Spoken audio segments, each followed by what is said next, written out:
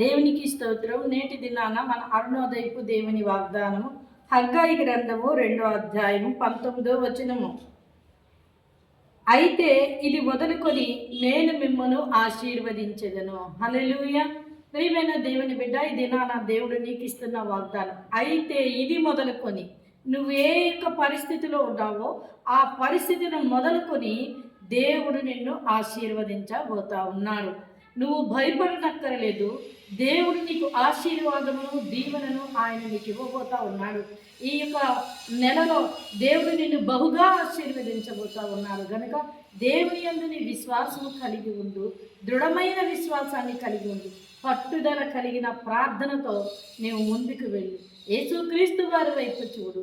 ఆయన నిన్ను ఆశీర్వదించబోతున్నాడు. నిన్ను బట్టి నీ కుటుంబాన్ని బట్టి నీ చుట్టుపక్కల ఉన్న వారందరూ కూడా నిన్ను బట్టి వారు ఆశీర్వదింపబడతారు. కనుక అరుణోదయాల్లో లేచిన వెంటనే ఈ వాగ్దానాన్ని పట్టుకొని నీ జీవితాన్ని ప్రారంభించు.